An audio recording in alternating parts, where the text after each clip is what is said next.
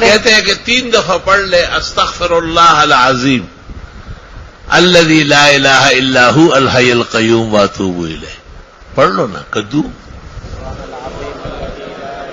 استغفر اللہ العظیم الذی لا الہ الا هو الحی القیوم واتوب الیہ. استغفر اللہ العظیم الذی لا الہ الا هو الحی القیوم یغفر له ذنوبه وإن كانت كزبد البحر ويغفر له ذنوبه وإن كانت كأوراق الشجر ويغفر له ذنوبه وإن كانت كأيام الدنيا ويغفر له ذنوبه وإن كانت كرمل عالج. ریت کا ڈھیر کے برابر کیوں نہ ہو. بہت زبردست استغفار.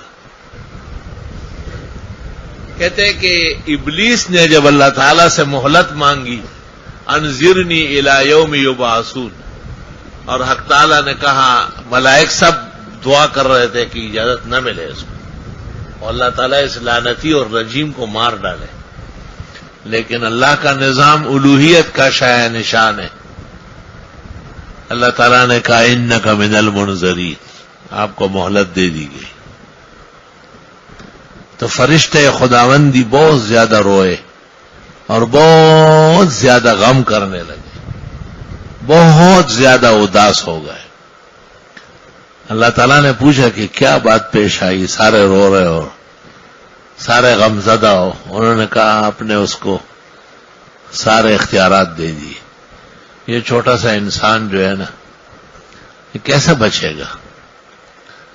حق تعالیٰ نے کہا میں نے آدم کی تخلیق کے وقت کہا تھا انی اعلم ما لا تعلمون، کہ میں جانتا ہوں تم نہیں جانتے ہو.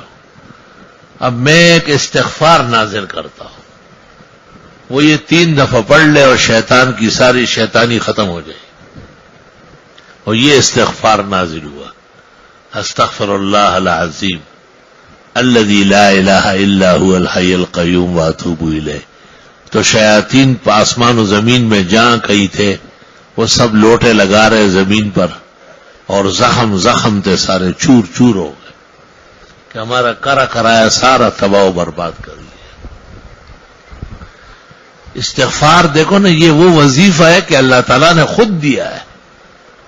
وما كان الله ليعذبهم وانت فيهم وما كان الله معذبهم وهم يستغفرون. تو یا تو نبی کا وجود بچاتا ہے یا پھر استغفار بچاتا ہے. تو نبی کے وجود کا بدل کیا ہے؟ استغفار ہے. اور سورۃ ہود میں کہا کہ قوت بڑھا دوں گا، طاقت بحال کر دوں گا. اور سورۃ نوح میں تو جو کچھ باقی تھا سارا دے دیا. فقلت استغفروا ربکم انه کان غفارا یرسل السماء علیکم مدرارا ویمددکم باموال وبنین ویجعل لکم جنات ویجعل لکم انہارا ما لکم لا ترجون للہ وقارا وقد خلقکم اطوارا.